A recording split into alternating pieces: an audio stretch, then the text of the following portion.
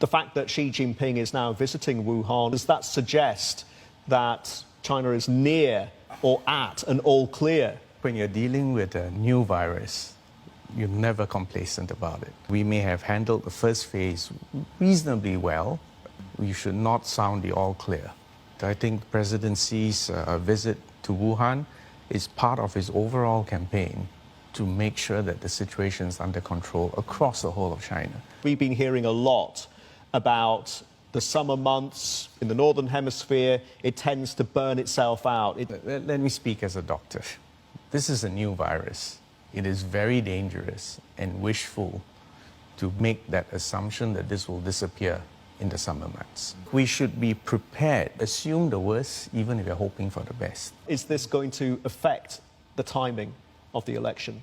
You'll have to ask the Prime Minister that, but the election is not the most important thing right now. This is a time to focus on delivery.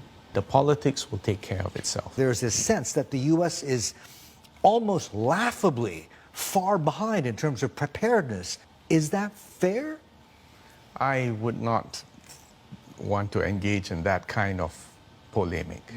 The United States has got enormous resources at its disposal. It's a matter of getting it organized and getting it delivered. So let's wait and see. I would never count the Americans out. Okay.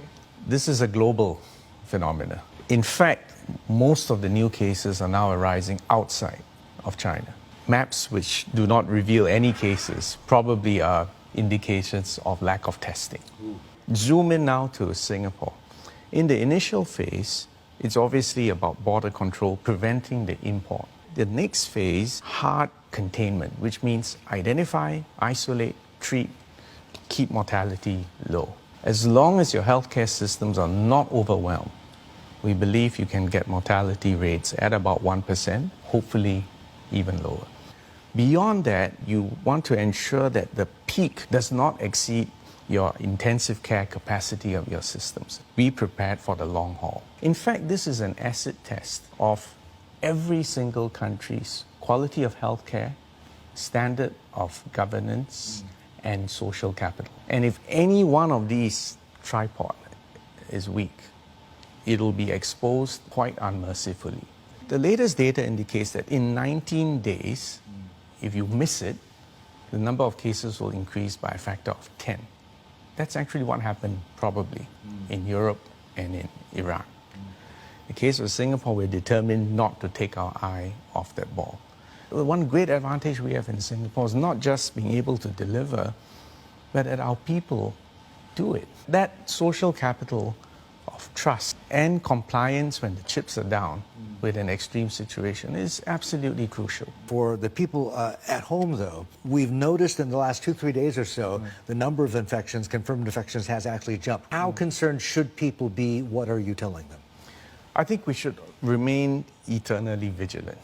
And that's why we're taking additional precautions, canceling or postponing some events. But the point I'm trying to make is that if you understand that this is going to be with us for 1 year, from time to time cases will come in, from time to time a cluster will pop up, and it is important we identify early, go in, quarantine, contact trace, we can damp it down. But even when we damp down this cluster, keep the lookout for the next.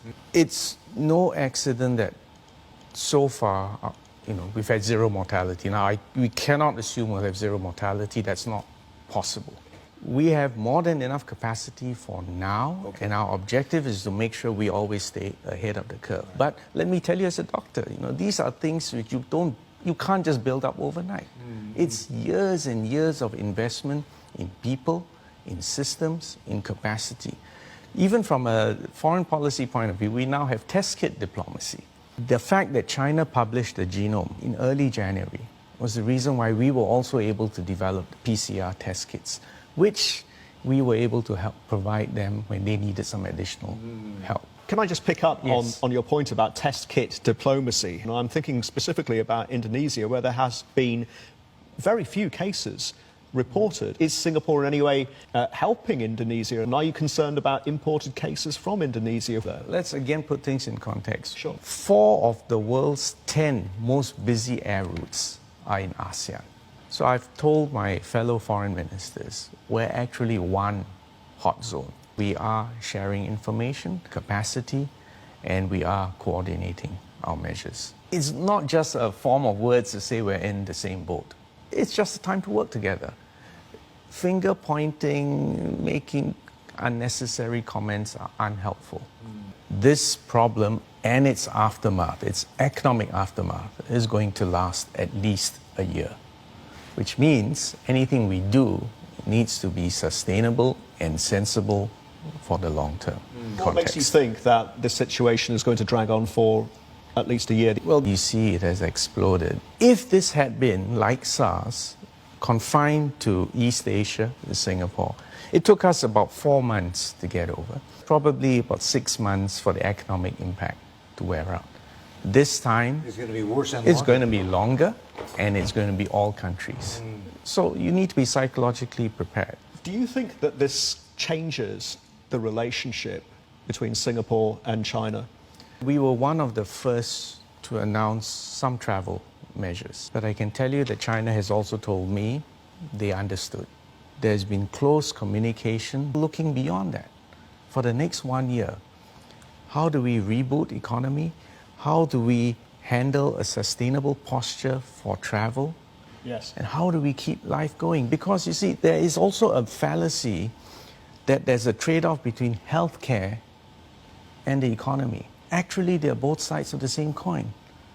If you don't have an economy, if you don't have resources which you can devote for healthcare and for keeping a society going, you then face a very sticky situation. Singapore cannot lock itself out of the world, nor can we shut down. It means from time to time, we will be importing cases. In fact, if you speak to the Chinese now, and I've been in touch with them, I think they are now more worried about importation of cases into China rather than their own containment efforts locally.